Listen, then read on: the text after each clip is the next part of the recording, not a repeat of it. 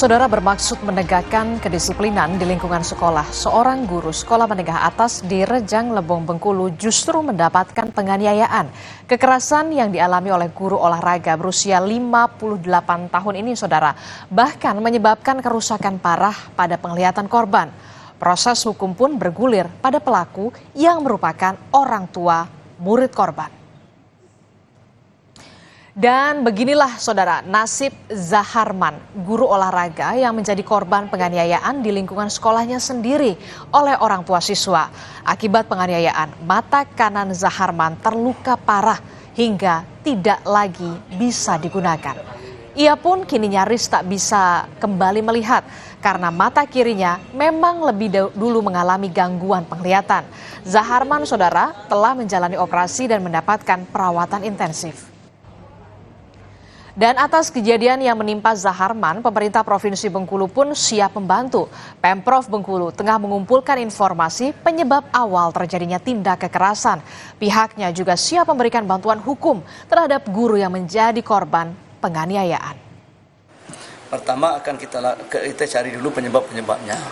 Kalau bisa kita selesaikan dengan baik-baik, selesai dengan baik. Kalau tidak itu kita kejar hukum. Pemerintah siap membela ASN yang memang kalau memang betul-betul dia teraniaya atau gimana itu kewajiban pemerintah. Kita punya buru hukum sebagai pengacara pemerintah daerah. Dan juga kita Pak Gubernur punya pengacara khusus. Kalau memang itu nanti perlu kita angkat ke jalur hukum. Tindak kekerasan yang dialami oleh Zaharman berawal saat ia memergoki seorang siswa tengah merokok di lingkungan sekolah dan menegurnya. Siswa tersebut kemudian mengadu kepada orang tuanya. Ayah siswa yang mendapatkan laporan dari sang anak dengan keterangan bahwa sang guru juga sempat menendang korban, merasa tidak terima. Ayah siswa kemudian menjadi pelaku penganiayaan karena ia mendatangi guru yang dimaksud di sekolah dan langsung menyakiti korban dengan alat yang dibawanya. Saat itu pelaku membawa senjata tajam dan juga ketapel. Hingga akhirnya korban terluka parah di bagian mata kanannya. Melihat korban yang kesakitan, pelaku pun langsung melarikan diri. Setelah sempat buron selama 5 hari, pelaku penganiayaan guru di Rejang Lebong, Bengkulu akhirnya menyerahkan diri ke polisi pada Sabtu 5 Agustus yang lalu. Pelaku bernama Arpan Jaya datang ke kantor polisi didampingi keluarga dan juga kerabatnya. Polisi mengatakan pelaku ini menyerahkan diri setelah ada upaya persuasif kepada keluarganya dan polisi menjamin keselamatannya. Upaya pencarian sebelumnya dilakukan oleh tim gabungan Polres Rejang Lebong dan tim Jatanras Polda Bengkulu. Kalau setelah tembakan ketapel itu melukai apa? Selanjutnya tindakannya Bapak apa? Lari, Pak. Lari. Iya. Terus kenapa belum menyerahkan diri? Takut, Pak. Takut? Iya, Pak. Takut kenapa? Takut pukul polisi, Pak. Oh, ini ada dipukul enggak kan? Iya, Pak. Menyesal? Enggak tahu, Pak. Ada rencana mau minta maaf nggak dengan Pak siapa Zaharman? Korban. Iya, Pak. Ada rencana? Sampaikan aja sekarang. Coba lewat kami lah. Aku mohon maaf yang sebesar-besarnya. Polisi pun menyampaikan bahwa pelaku sempat tinggal berpindah-pindah bahkan bermalam di kebun kopi hingga kemudian dibujuk oleh keluarganya untuk menyerahkan diri. Saat kejadian, saudara, pelaku ini panik setelah melihat korban terluka parah juga sempat mengacungkan senjata tajam pada guru dan petugas keamanan sekolah yang coba menghalanginya. Menurut pengakuan pelaku, ia awalnya cuma ingin memberikan pelajaran pada sang guru karena kesal pada sang guru setelah mendengarkan laporan dari anaknya. Didahului oleh rasa tidak terima daripada wali murid yang mana anaknya ditegur karena merokok ataupun bermain handphone di lingkungan sekolah pada saat jam pelajaran, sehingga orang tua atau wali murid ini secara emosi langsung menuju lingkungan sekolah untuk mencari tahu guru tersebut yaitu korban dan melakukan tembakan dengan ketapel dengan menggunakan batu ini. Akibat perbuatannya, pelaku yang telah ditetapkan sebagai tersangka ini terancam dengan pasal berlapis tentang tindak penganiayaan berat hingga mengakibatkan korban cacat. Tersangka terancam hukuman hingga 16 tahun penjara. Sebelumnya, tersangka juga pernah dipenjara selama 4 tahun atas kasus pencurian dengan kekerasan.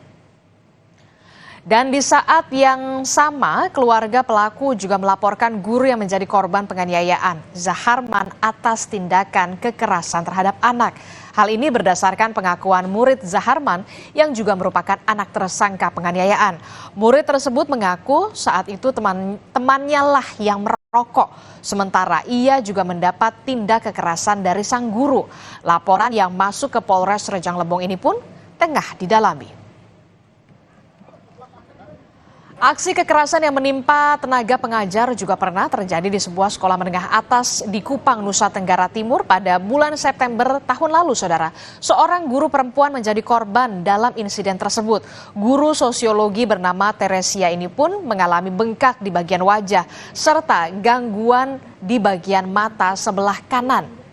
Pemukulan terjadi pada pukul 8 pagi di dalam ruang kelas 12 di salah satu SMA di Kota Kupang, Nusa Tenggara Timur. Saat pelajaran sosiologi, korban yang sedang mengajar mendengar pelaku ini berbincang dengan suara keras atau berisik di dalam kelas maksud kami.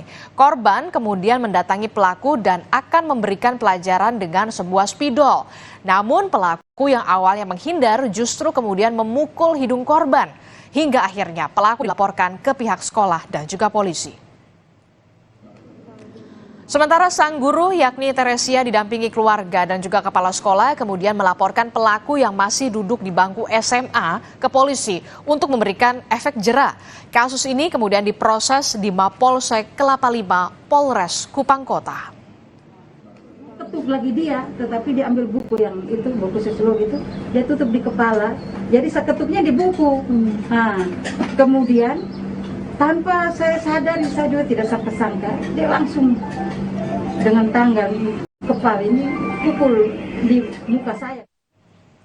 Pelaku pemukulan kepada gurunya sosiologi di Kupang NTT itu kemudian ditetapkan jadi tersangka. Meski demikian, ia tidak ditahan karena masih terhitung sebagai anak di bawah umur. Kita karena ini anak bermasalah dengan berhadapan dengan hukum, maka kita mengacu pada peraturan perundang-undangan yang berlaku. Tentu saja tidak sepatutnya lingkungan sekolah menjadi tempat terjadinya tindak kekerasan, bukan hanya kepada para guru, tetapi juga siswa dan semua yang terlibat dalam dunia pendidikan. Hendaknya segala permasalahan bisa diselesaikan dengan kepala dingin hingga tidak perlu ada korban. Informasi lain yang juga akan hadir di berita utama adalah sejumlah prajurit TNI menggeruduk Mapolrestabes Medan meminta penangguhan penahanan salah satu kerabat anggota TNI yang jadi tersangka kasus dugaan pemalsuan surat tanah.